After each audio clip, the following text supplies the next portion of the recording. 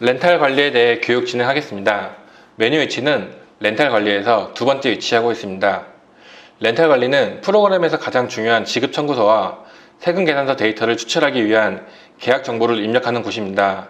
대부분의 업무가 이루어지는 곳이니 설명할 부분도 많고 내용이 조금 어려울 수 있습니다. 반복해서 들어주시고 이해가 가지 않는다면 담당 직원에게 원격 문의해 주시길 바랍니다. 렌탈 관리하면은 전반적으로 많이 사용되는 화면이기에 상단의 검색 조건도 다양하며 검색되어 보여지는 컬럼의 종류도 다양합니다. 검색 조건 중에 기본 조건 임대로 보여지는 항목이 있는데 이 항목을 종료로 바꾸시면 종료된 회원만 따로 검색이 가능합니다. 렌탈 신규 등록부터 교육 시작하겠습니다. 오른쪽 상단에 렌탈 신규 등록 클릭하게 되면 렌탈 신규 등록에 대한 상세 화면이 나타납니다. 렌탈 정보를 등록하기 전에 우선 고객 정보 선택을 하셔야 됩니다.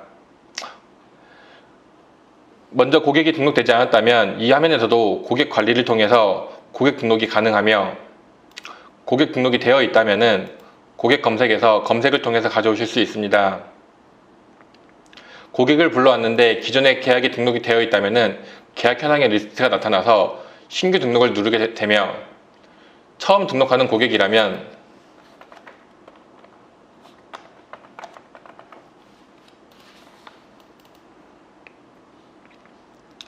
계약 리스트에 빈 공백으로 보여질 겁니다. 처음 계약 등록하는 방법부터 알려드리겠습니다. 왼쪽 상단부터 차례차례 입력할 텐데 지급 청구서 관련 정보 입력이라 필수 입력값들이 많습니다. 하나씩 입력해 보겠습니다.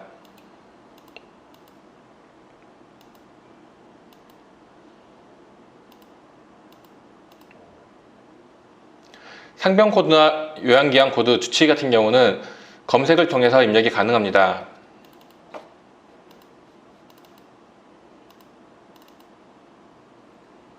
참고로 요양기한 같은 경우 등록이 안 돼 있을지언정 신규 등록을 통해서 선택하실 수 있습니다.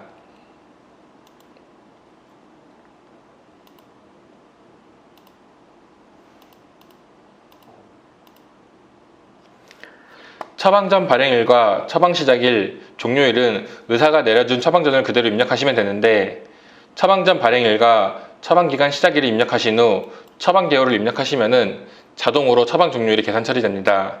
특히 양압기의 경우 3개월을 입력하시게 되면 상단에 보시는 것처럼 90일로 처방 종료일이 자동 계산 처리됩니다.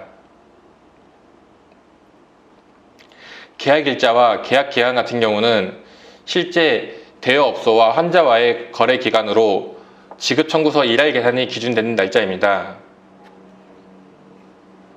예를 들어 환자가 저번 주 15일에 처방을 받아서 이번 주에 대여업소를 방문했다고 한다면 오늘 기준부터 대여 금액이 계산되어야 합니다.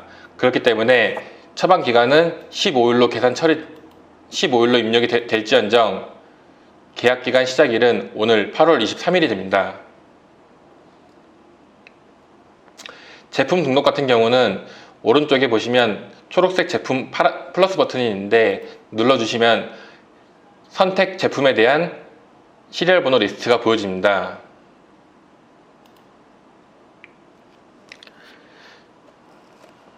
제품 선택 시 공단 관리 번호가 등록이 되지 않았거나 다른 사람이 렌탈 중인 제품은 보여지지 않습니다. 계약 정보 입력 후 오른쪽 출금 정보에 출금 방법이 선택이 될 텐데 기본적으로는 CMS가 선택이 되어 있습니다. 하지만 CMS를 사용하시지 않는 업체나 CMS를 원치 않는 고객에 대해서는 이 부분을 다른 방법으로 놓고 고객 저장을 해주셔야 됩니다.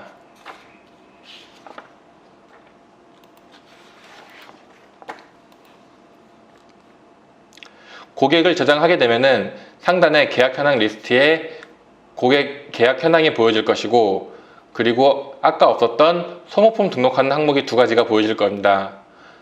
청구 소모품 관리부터 교육 드리겠습니다. 청구 소모품에 대해서는 인공호흡기와 양압기 제품에 대해서 등록이 가능하며 해당 제품에 따라 선택되어야 할 소모품이 보여집니다. 저는 지금 테스트로 양압기 제품을 등록하였기 때문에 등록 버튼을 눌렀을 때 양학기에 대한 소모품 리스트가 보여지게 됩니다.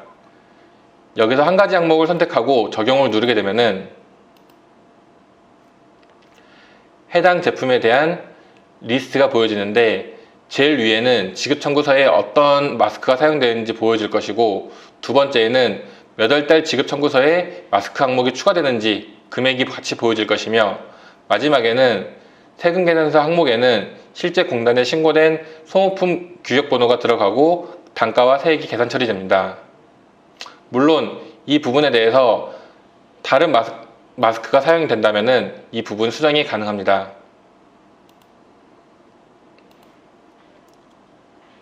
출고 소모품 등록의 경우에는 소모품 교체 예정일자 확인해서 교육해 드렸듯이 실제 사용된 소모품 등록을 해주시면 됩니다. 처방전 발행일의 경우 연장 메뉴가 존재하는데, 이 메뉴는 업체와 공단 사정에 따라 사용 방법이 조금씩 상이합니다.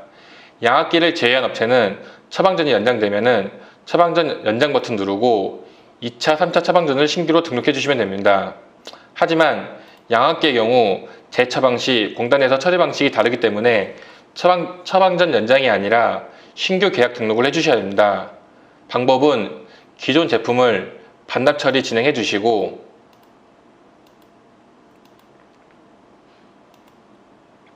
신규 계약 생성 후 복사 버튼을 누르게 되면은 마지막 계약 데이터가 복사가 됩니다.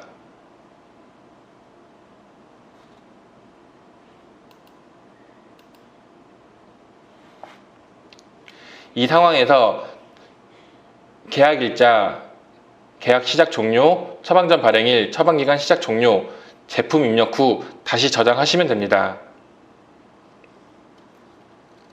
오른쪽 정보를 설명드리면은 공단 청구 내역은 지급 청구서 정보의 청구 내역이 보여지며, 입금 등록은 본인 부담금 및 공단 시흥구청 금액을 입금 등록하는 부분입니다.